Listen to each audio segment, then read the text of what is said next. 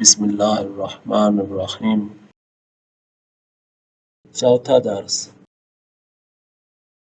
فارسی، اردو، عربی۔ فارسی میں کہتے ہیں آرد، اردو میں کہتے ہیں آٹا، عربی میں کہتے ہیں دقیق،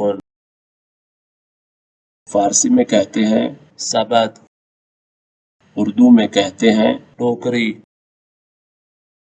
عربی میں کہتے ہیں سلۃ،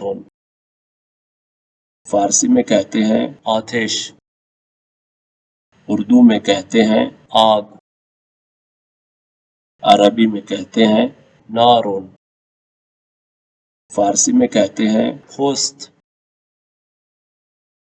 اردو میں کہتے ہیں پوسٹ، عربی میں کہتے ہیں برید، فارسی میں کہتے ہیں تھشت، اردو میں کہتے ہیں ٹپ، عربی میں کہتے ہیں زبدیۃ۔